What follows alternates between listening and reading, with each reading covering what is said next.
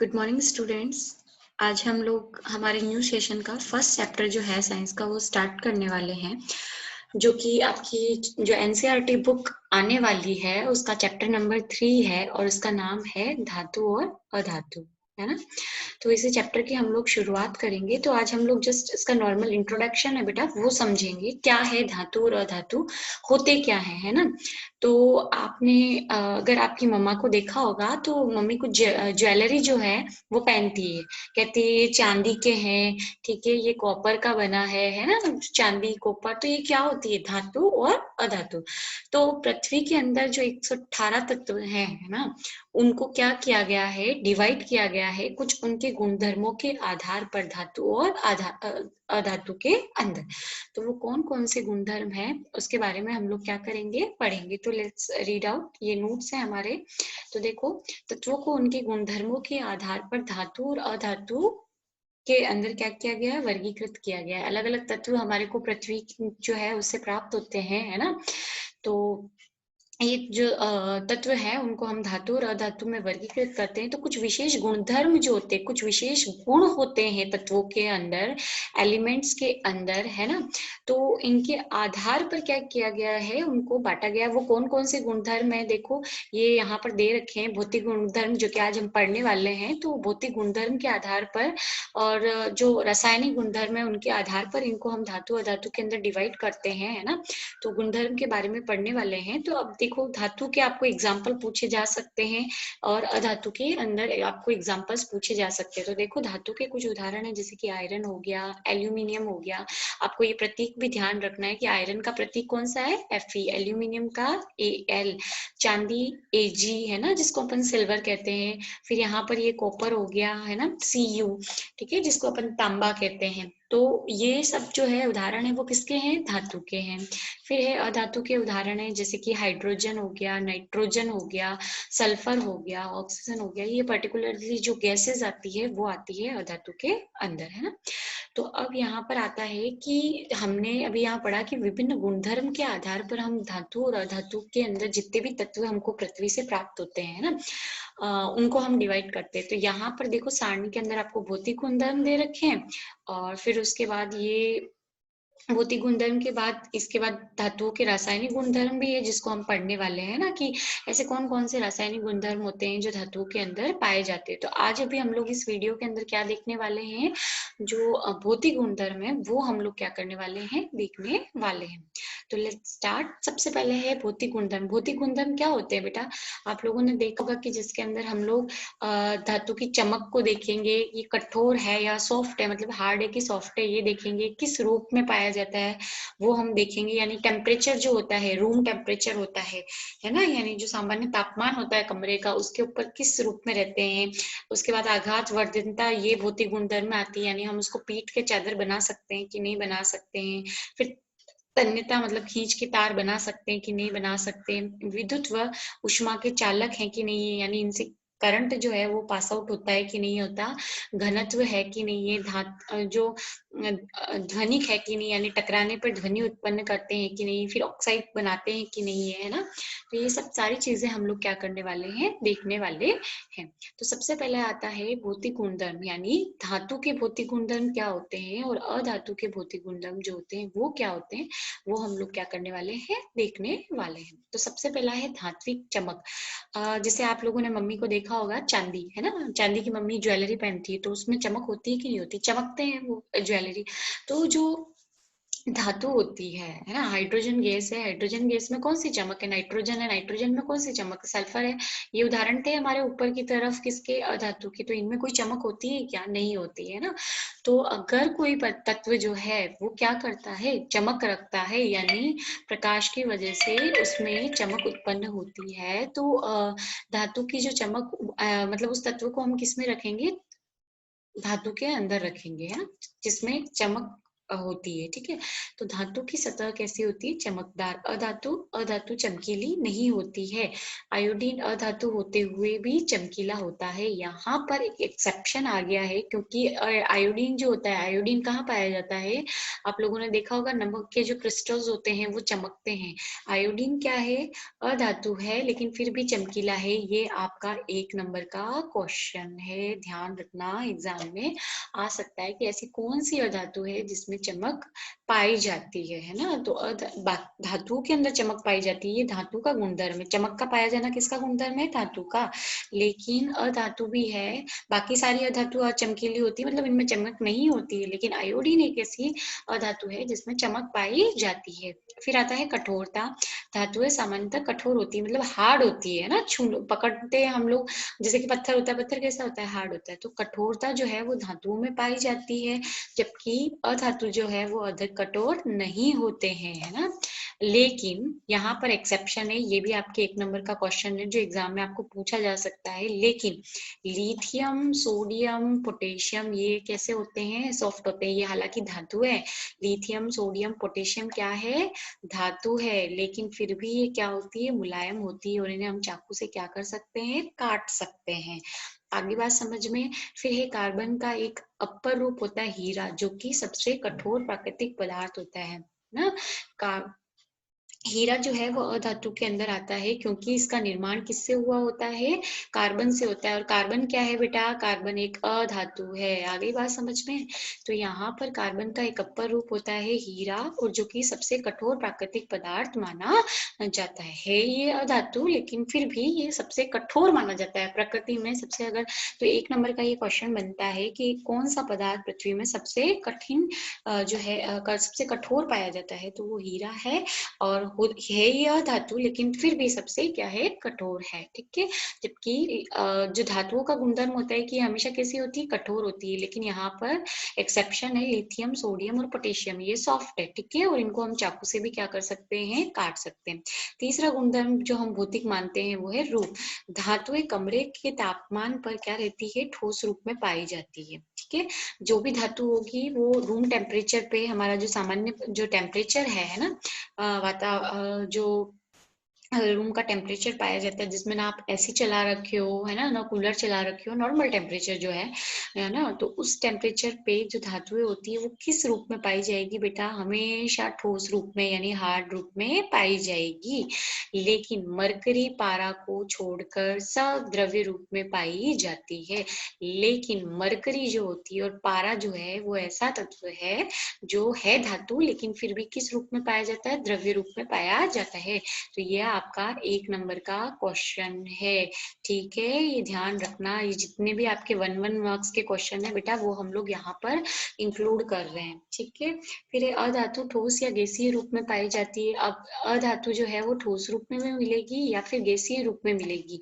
लेकिन ब्रोमीन एक ऐसी अधातु है जो किस रूप में पाई जाती है बेटा? तरल रूप में पाई जाती है। तो ब्रोमीन को छोड़कर सभी की सभी जो है वो केवल ब्रोमीन को छोड़कर जो तरल रूप में पाई जाती है। मतलब या तो सभी धातुएं ठोस होगी या फिर कैसी होगी? गैसीय होगी। लेकिन ब्रोमीन एक ऐसी धातु है जो किस रूप में मिल रही है? तरल रूप में मिल रही है, ठीक है। तो ब्रोमीन, ये भी 1 नंबर का क्वेश्चन है कि कौन सी धातु आपको तरल रूप में मिलेगी? तो ब्रोमीन जो है वो तरल रूप में पाई जाएगी। बाकी सब या तो ठोस होंगे या फिर कैसे होंगे? गैसीय। मोस्ट ऑफ जो होती है वो गैसीय रूप में मिलती है हम लोगों को अधिकतर। फिर है आघात वर्धनता, ठीक है। कुछ धातुओं को पीट कर पतली चादर के रूप में हम क्या कर सकते हैं? परिवर्तित कर सकते हैं। मतलब पीट पीट कर हम, जैसे कि लोहे की चादर आते हैं कि नहीं आते, तो पीट पीट के इतना पीटा जाता है कि वो उसको किस रूप में कन्वर्ट कर दिया जाता है? चादर के रूप में परिवर्तित किया जा सकता है, ठीक है। तो हम पीट सकते हैं और उनके पतले पतले चादर बनाए जा सकते हैं। जैसे कि आप लोग मिठाई लेने जाते हो, आपने जो है मिठाई के अंदर काजू कतली खाया होगा, काजू कतली के ऊपर या लड्डू के ऊपर पतली परत होती है ना, एकदम चमकती हुई, वो चांदी की परत होती है, कितनी पतली होती है सोचो, है ना।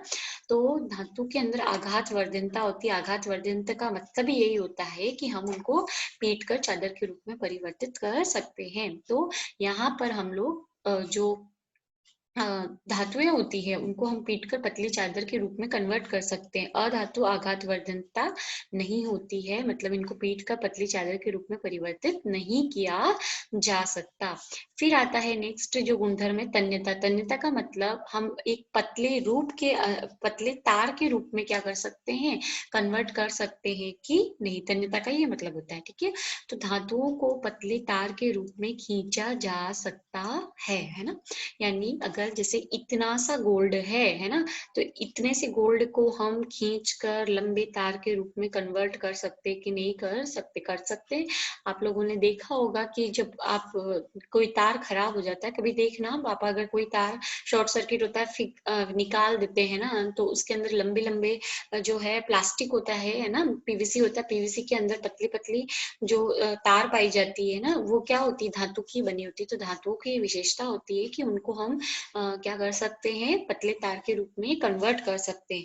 और अधातु को क्योंकि होती किस रूप में, मोस्ट ऑफ गैस के रूप में होते हैं। गैस को हम लोग कैसे खींच के तार के रूप में कन्वर्ट करेंगे, नहीं कर सकते, इट्स नॉट पॉसिबल।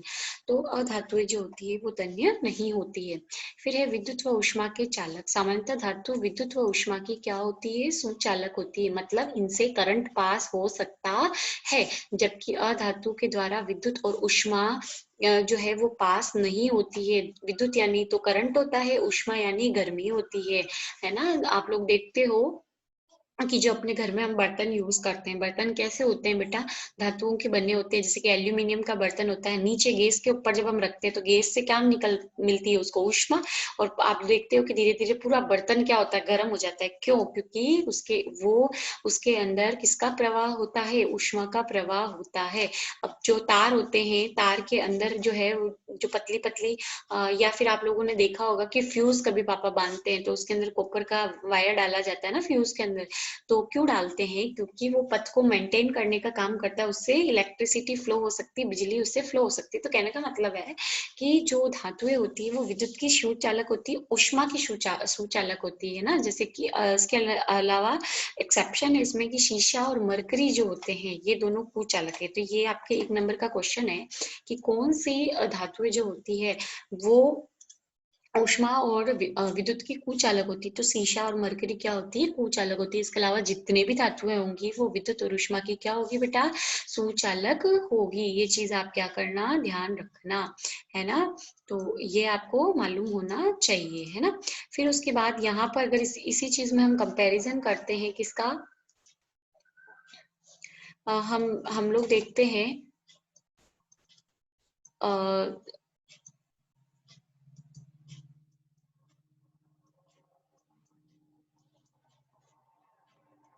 हम्म हाँ, अगर हम लोग देखते हैं किसको, अधातु के गुणधर्म को, तो अधातुएं जो होती है विद्युत और ऊष्मा की क्या होती है, कुचालक होती है। मतलब इनसे न तो इलेक्ट्रिसिटी फ्लो हो सकती है, न ही ऊष्मा का इनमें ट्रांसफर होता है।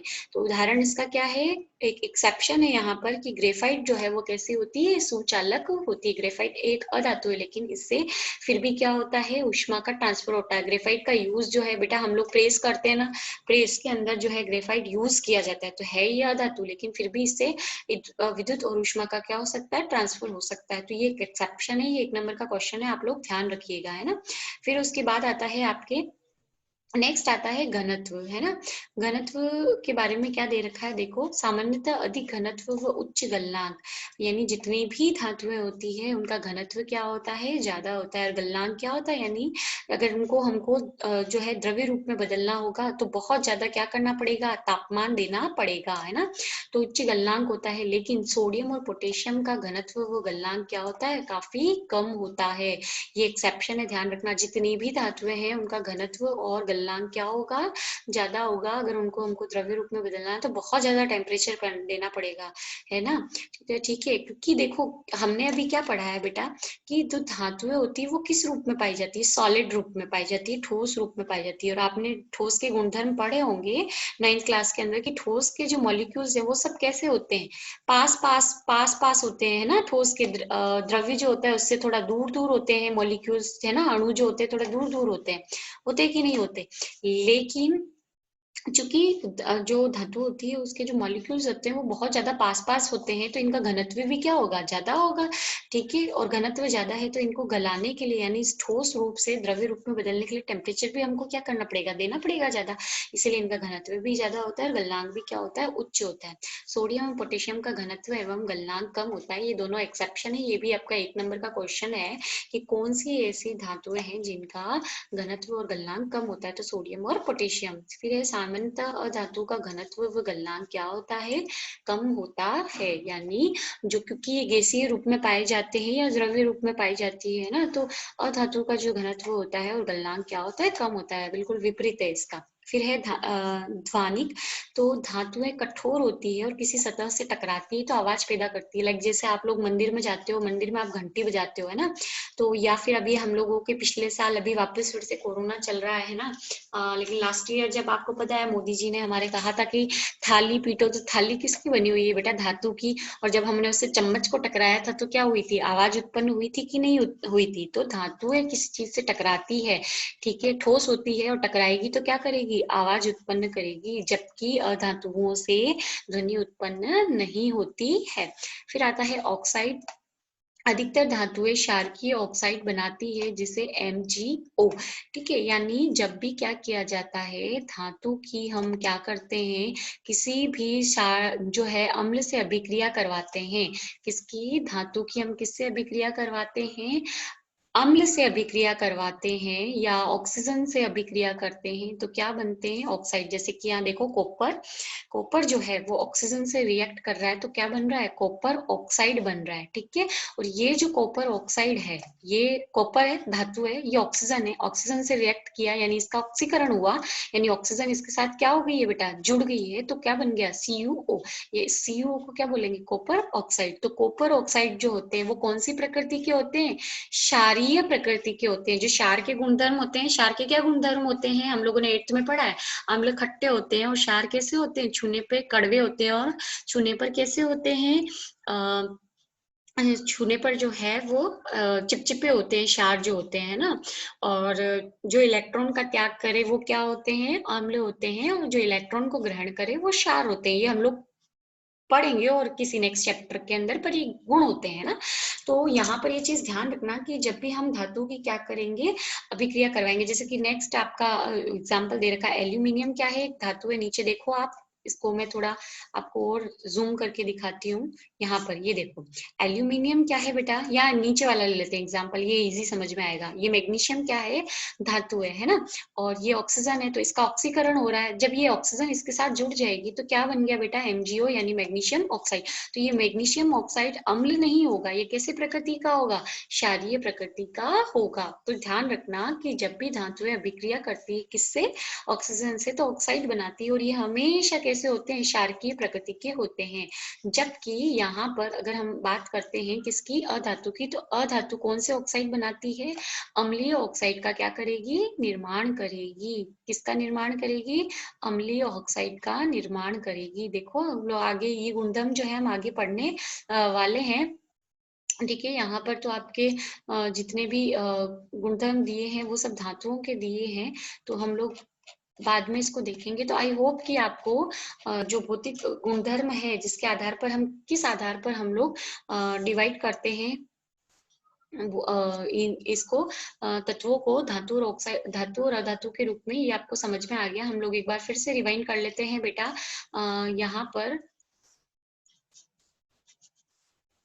ठीक है, तो यहाँ पर इसको हम लोग फिर से एक बार क्या करेंगे, रिवाइज करेंगे कि हम ये कहेंगे कि जितने भी तत्व हमको प्रकृति से प्राप्त होते हैं, है ना, ठीक है, तो इन तत्वों को हम किस कैटेगरी में डिवाइड कर देते हैं बेटा, विभिन्न गुणधर्मों के आधार पर धातु और अधातु के अंदर वर्गीकृत कर देते हैं। इनके बीच में आती है बेटा मिश्र धातु भी आती है, उसके बारे में हम बाद में पढ़ेंगे, लेकिन मेनली हम अभी हम सिर्फ, क्योंकि चैप्टर हमारा धातु अधातु पे है, तो पहले हम लोग धातु अधातु को क्या करेंगे, अच्छे से समझेंगे।